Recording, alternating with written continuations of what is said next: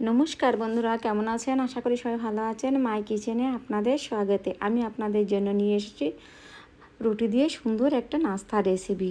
এই নাস্তাটা যাদের বাচ্চারা রুটি খেতে চায় না, টিফিনে রুটিটা দিলে ফিরিয়ে নিয়ে আসে, অবশ্যই আপনারা এইটা বাচ্চাদের টিফিনের জন্য বানিয়ে দেবেন। চলুন রেসিপিটি শুরু করি বানানোর জন্য।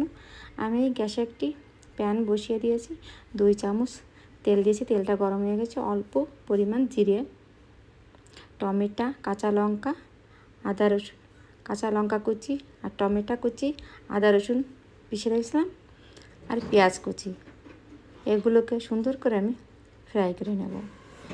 লবণটা স্বাদ অনুযায়ী দেবেন। অল্প পরিমাণ আধা চামচ হলদি পাউডার। মশলাটাকে আমি সুন্দর করে ফ্রাই করে নেব।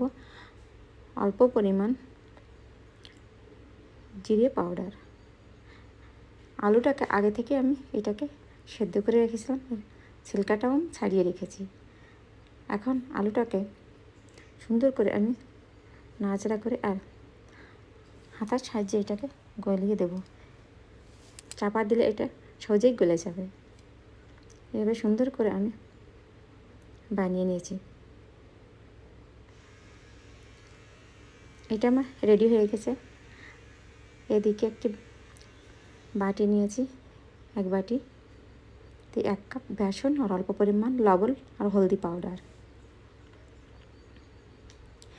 এইটাকে শুকনো উপকরণগুলো মিশিয়ে নিয়েছি। অল্প অল্প জল দিয়ে বেসন দিয়ে সুন্দর একটা ব্যাটার তৈরি করব।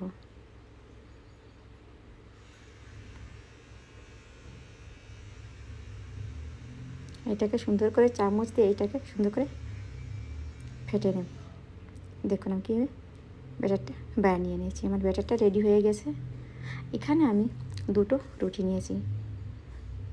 রুটিটাকে মাঝখান থেকে কেটে নেব।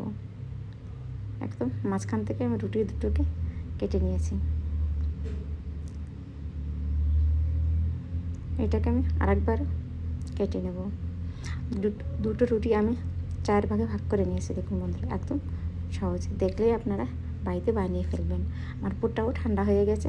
এখন আমি রুটির একটা পিস নিয়েছি। তারপরে আলুর পুরটাকে সুন্দর করে রুটির সঙ্গে দিয়ে দিয়েছি। দেখুন পুরটা দেওয়া হয়ে গেছে। আর একটা রুটি সুন্দর করে আমি লাগিয়ে দিয়েছি। দেখুন বন্ধুরা, এভাবে আমি বানিয়ে নিয়েছি। আমি সম্পূর্ণ রুটিগুলো এভাবে বানিয়ে নিয়েছি। দেখুন আমার সম্পূর্ণ রুটিগুলো বানানো হয়ে গেছে। গ্যাসে একটি প্যান আমি বসিয়ে দিয়েছি। এতে মাত্র 2-3 চামচের মতনই তেল দিয়েছি। তেলটা কমই দিয়েছি, বেশি দেবেন না। এখন আমি বেসনের ভিতরে এইটাকে বেসনটা লাগিয়ে দিয়েছি। তারপরে এক এক করে আমি রুটিগুলো এভাবে রুটি দিয়ে নাস্তাটা বানিয়েছি সেটা এভাবে আমি দিয়ে দিয়েছি। তারপরে এক এক করে এটাকে উল্টিয়ে দেব। রেসিপিটি পছন্দ হয় লাইক, শেয়ার, কমেন্ট ও সাবস্ক্রাইব করে দেবেন। আর অবশ্যই এই নাস্তাটা অবশ্যই আপনাদের বাচ্চাদের টিফিনের জন্য অবশ্যই আপনারা বানিয়ে দেবেন। দেখবেন একদম টিফিনটা পুরোই ফিনিশ করে বাড়িতে আসবে। দেখুন বন্ধুরা, আমার এটা হয়ে গেছে। এখন একটি প্লেটে তুলে নেব।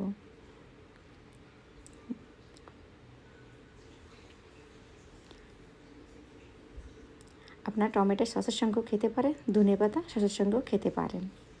আপনারা দেখলে একবারেই আপনার বাড়িতে বানিয়ে ফেলবেন। খেতে অসাধারণ হয়। অবশ্যই আপনারা একবারের জন্য এটা বানিয়ে খেয়ে দেখবেন, খুব ভালো লাগবে।